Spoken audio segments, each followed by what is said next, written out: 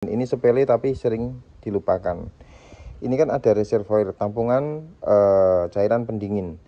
Nah, di sini ada tutup radiator. Oke, assalamualaikum warahmatullahi wabarakatuh. Berjumpa lagi dengan 354 Classic Garage. Jadi ada rekan kita yang WA ke saya, ada masalah di mobilnya tentang sistem pendinginan seperti ini ya. Oke, jadi kebetulan hari ini kita lagi bersih-bersih bagian ruang mesin, sekalian kita bahas problematika sistem pendinginan pada mobil, khususnya pada mesin K-Series. Jadi buat kamu yang punya masalah dengan sistem pendinginan pada mobil, mobil apa saja atau khususnya K-Series, kalian wajib simak video ini. Jadi sebelum kita bahas ke masalahnya, kita kenali dulu bagian-bagian sistem pendinginan. Yang pertama dan terutama ini adalah radiator. Radiator ya. Ini tampungan air reservoir, tampungan coolant-nya, radiator coolant. Nah, ini yang bagian ini adalah kipas. Kipas ini dia bukan meniup ya, tapi dia menarik udara dari depan ke belakang karena ini muternya ke arah sana. Nah, ini muternya ke arah sana, jadi pastikan baling-balingnya ini enggak terbalik. Kalau terbalik nanti panasnya akan ngendap di sini, dia enggak bakal enggak ada pendinginan karena dari depan itu ada angin, dari sini panas dari mesin masuk lagi ke sini. Jadi panasnya enggak akan terurai atau enggak akan turun. Terus bagian sini ini ada saluran yang ke bagian mesin. Di bagian sini biasanya ada termostatnya. Untuk mobil tua biasanya udah dicopot ya, karena dia cari aman aja biar mesin enggak terlalu panas, takutnya nanti terjadi overheat. Karena umur mesin yang sudah tua atau mobil yang sudah tua itu pasti ada penurunan kinerja, bagian part-partnya itu udah ada keropos seperti itu ya. Jadi ketika panas berlebih otomatis tekanannya tinggi, jadi bisa mengakibatkan bagian part-part yang udah keropos itu jebol. Nah, biasanya udah dicopot. Nah, di sini yang enggak dicopot ini ada termostatnya.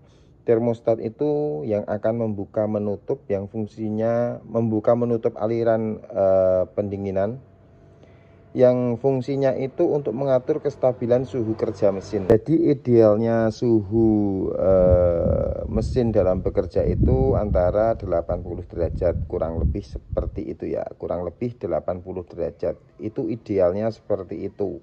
Jadi mesin itu kalau dingin juga kekuatannya atau tenaganya akan kurang, kayak masih berebet seperti itu ya. Ketika udah panas enak, tetapi kalau mesinnya terlalu panas terjadi overheat. Nah, yang mengatur sebenarnya adalah termostat itu, dan termostat itu macam-macam juga. Ada yang suhunya 80 derajat, sistem buka tutupnya dia berfungsi, ada yang di bawahnya, ada lagi yang di atasnya kayak gitu. Nah, setelah itu di bawahnya lagi ini ada pompa airnya. Pompa air atau ledengnya itu di sini. Nah, di sini ini ada ledengnya yang muter ikut puli ini ada ledengnya ya. Ledeng buat pompa airnya dialirkan ke seluruh mesin sana sini, langsung masuk balik lagi ke sini. Nah, masnya tadi tanya radiatornya punya apa mas, punya kijang? Bukan, ini bukan ya, ini bukan punya kijang, tapi ini punyanya Avanza. Sebenarnya radiator punya apa saja itu fungsinya sama, mendinginkan. Yang penting kondisinya itu normal. Nah, bagus ya, kondisinya nggak keropos, nggak mampet gitu ya. Oke, kita bahas dulu cara kerjanya. Cara kerja radiator sistem pendinginan pada mobil. Radiator itu ini ada air yang mengalir dari atas turun ke bawah sana, disedot masuk lagi ikut pompa air ini, ledengnya ini, terus ke seluruh mesin ini. Nah, kalau ininya udah di bypass, udah ditutup, jadi ini tuh ngalir terus ya, ngalir terus melewati liner piston itu, melewatin situ semua untuk mendinginkan. Nah, terus masuk ke sini lagi. Jadi suhunya bakal dingin terus, terjadi putaran pendinginan terus. Kalau nggak di bypass, jadi ketika suhu itu belum optimal, dia itu ini nggak ngalir, tapi air dari yang sini ini langsung masuk ke sini, nggak muterin mesin dulu. Nah, pada masnya tadi masalahnya kalau di lampu merah lama dingin dia bisa naik sampai lebih dari setengah gitu ya. Nah, kemungkinan ya ini kemungkinan, tapi kita nggak bisa tahu kalau kita nggak lihat atau cek secara langsung. Sistem pendinginan pada radiator ini aliran airnya bisa jadi nggak lancar, atau ada mampet ya, atau bisa jadi juga putaran kipasnya. Nah, putaran kipasnya itu kurang kenceng atau narik udaranya itu kurang kuat. Jadi ini kebetulan pas tak lepas ya cover kipasnya itu, cover baling-balingnya itu. Jadi ada covernya ini biar apa? Fokus udaranya itu narik semua ke sana semua. Nah, kalau kayak gini nih sistem pendinginannya jelek kalau kayak gini. Karena apa? Udara yang kesedot itu nggak semuanya melewati kisi radiator, tapi dari sini jadi sistem pendinginannya nggak akan optimal, bakal bisa jadi akan terjadi overheat.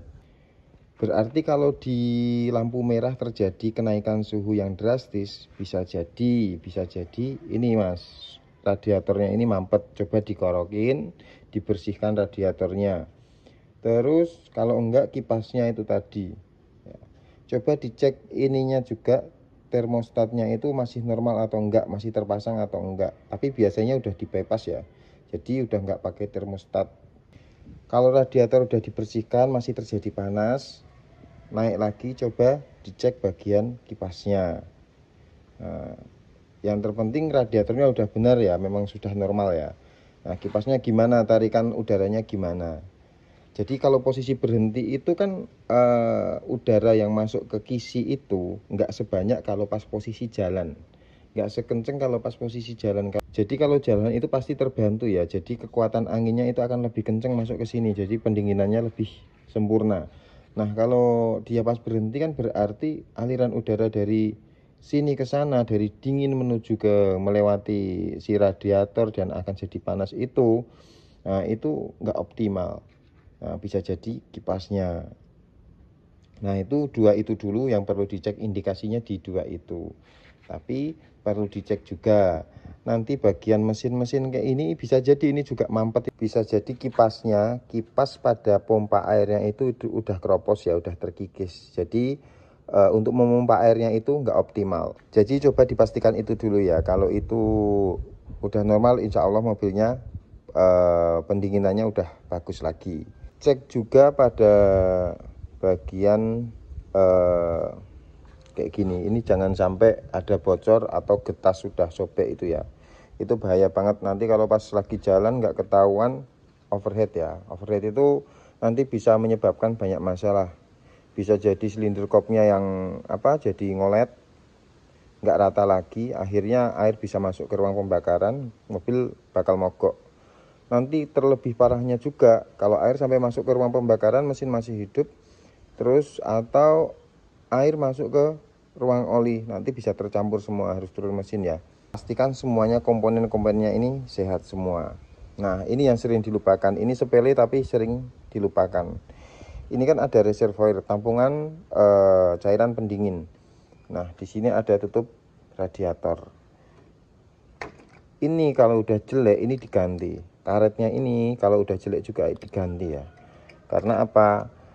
Air itu nggak bisa keluar masuk, nggak bisa nyedot dari reservoir ke radiator. Itu jadi masalah juga karena air yang di radiator akan terus berkurang. Sedangkan air yang di sini masih banyak. Kadang kita kan hanya ngecek air bagian sini, kalau masih banyak ya udah, kalau sisa dikit kita tambah. Padahal kalau tutupnya ini udah rusak, ini bagian raksanya ini udah rusak, terus atau karetnya ini udah nggak rapet, dia itu nggak akan berfungsi. Pas mesin panas dia akan membuka sehingga air masuk ke sini, dan ketika dingin air akan balik lagi masuk ke radiator. Jadi kalau mesin panas ini akan membuka ya, sehingga air yang panas dengan tekanan yang tinggi tadi itu sebagian masuk ke reservoir. Nah, ketika terjadi pendinginan, itu air yang dari sini, ini kan tekanannya berkurang, otomatis yang dari sini kesedot lagi masuk ke radiator, kayak gitu. Sehingga airnya ini penuh lagi, yang sini berkurang.